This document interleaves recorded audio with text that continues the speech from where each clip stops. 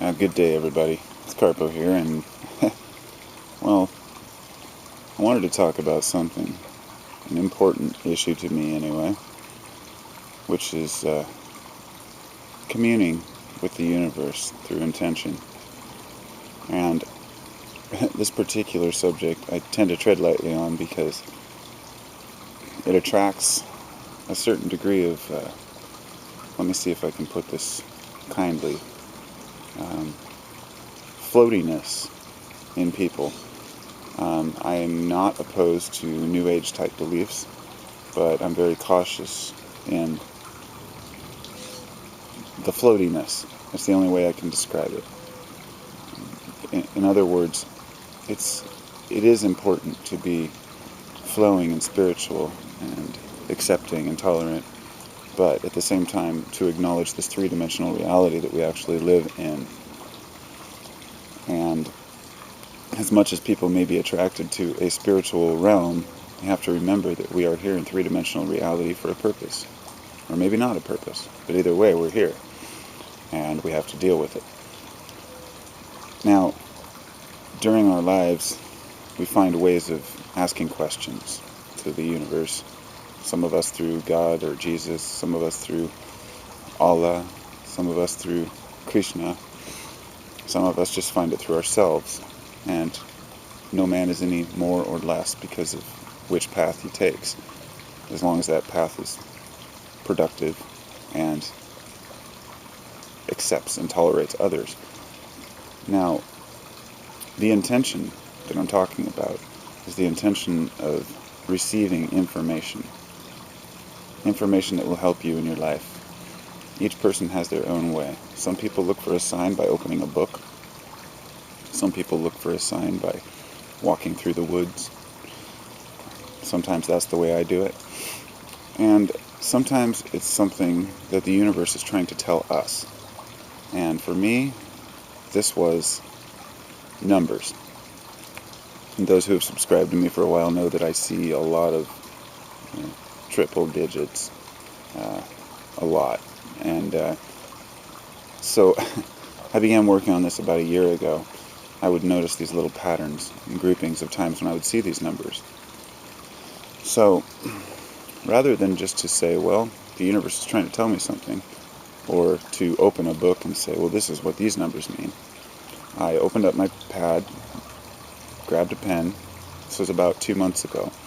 I wrote down a list of all the numbers from 111 through 999, and I assigned them meaning. For example, if I see 44, that means that there's something that can help my spiritual essence, if you will, that I need to pay attention to. If I see 333 or 666, it means that there's something perhaps of knowledge to be gained or understood. And this doesn't relate to the 666 at all of the beast. It's every number has been assigned its own purpose to me. So I wanted to share this experience because about 3 weeks ago, I saw 555, and I said, oh, it's 555, and my wife says, well, what does that number mean in your book?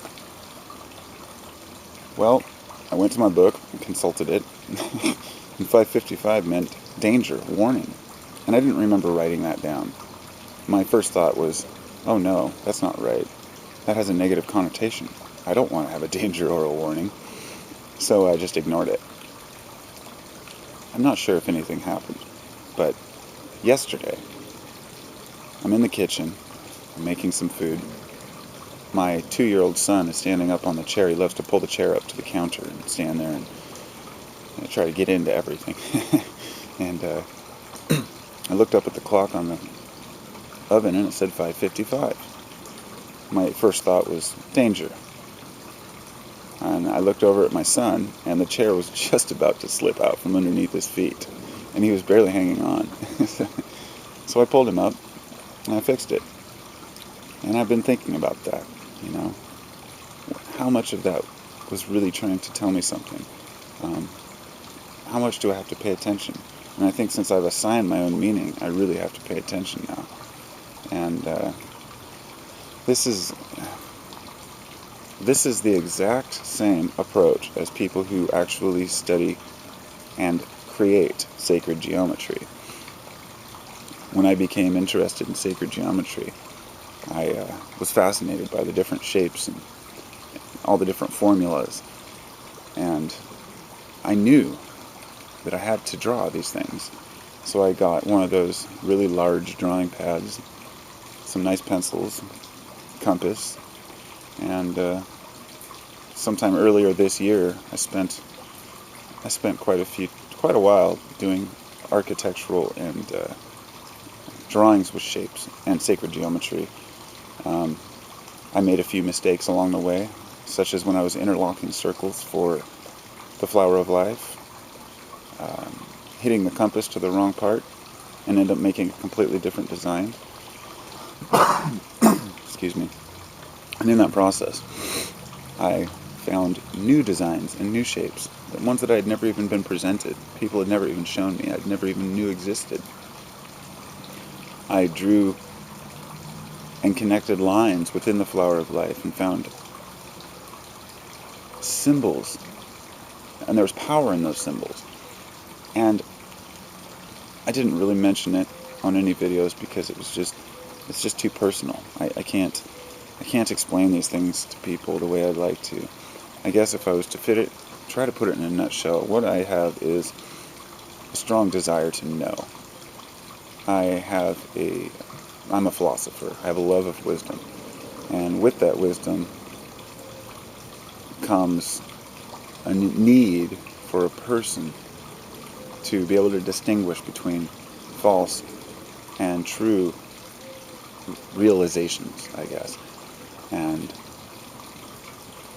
it's easy for us to see something, think it's a certain way, and convince ourselves that's how it is. For me, maybe I'm too critical. Maybe I'm over-analytical on things, but it served me well because I've been able to cast aside many of the outdated or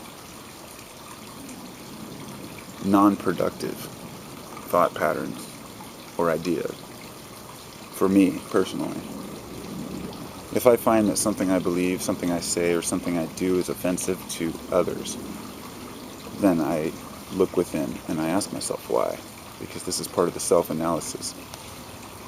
Now, if I have one person telling me something, telling me how wrong I am, and then I have 10 others telling me that that person doesn't know what they're talking about, I'm going to go with the 10.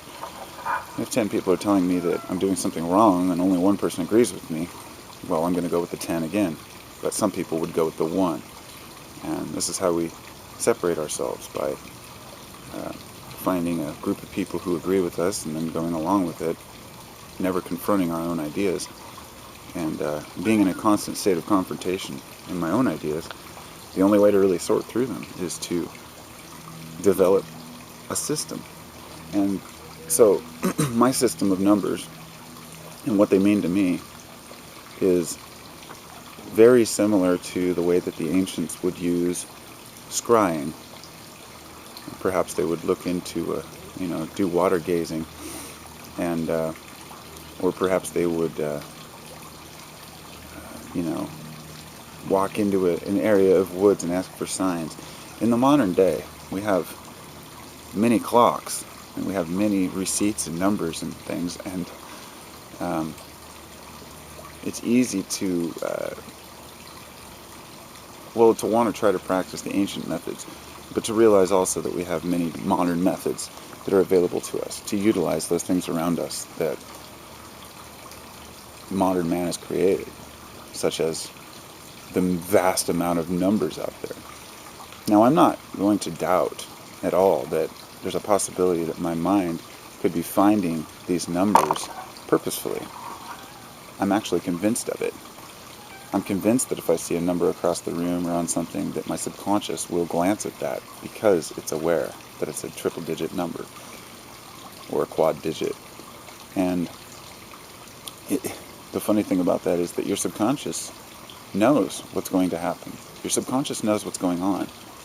This is why, yes, your subconscious picks up on cues, but these cues can be important. They've done studies on people where, they're amazing studies where they show that that when a person's hooked up to, I believe it's an electroencephalograph, the EEG, or maybe it's something else. I can't remember which machine they hook up to, but this machine will read brainwaves, changes in brain chemistry, and note the decision a person's going to make, up to 10 seconds before they make the decision. Even when the person changes their mind, it's an amazing thing. It's basically a modern way of saying that determinism may have some ground, that things happen for a reason, and regardless of how time works, we can go through all the details. I guess what I'm saying here is that we can get cues and prophecies about what's going to happen. It is in our nature. It is in science has proven that we know what's going to happen before it happens. So that study in itself, to me, shows that I know what's going to happen today. My subconscious knows. So by reading these cues, we learn to, see things that we might miss. Because there's subtle hints. And in a busy world, you've got to take every one of them. So I would urge each person to develop their own system. And if the number thing works for you, try that. Open up a pad and write down numbers and tell the universe, this is what I want to see. I want to be, made aware of certain things. You have to voice your intent to know. I think a lot of folks just think they can either open a book or just pray and just have it happen. And I think it takes a lot more than that. You got to put in some effort. You got to be educated so you can sort through the BS.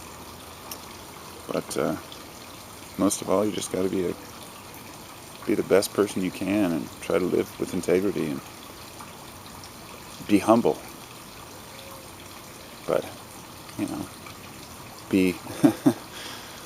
but you can still be proud of what you do, because our accomplishments, maybe they don't define us, but they surely add to that definition. So, namaste everybody, and hope everybody has a great day.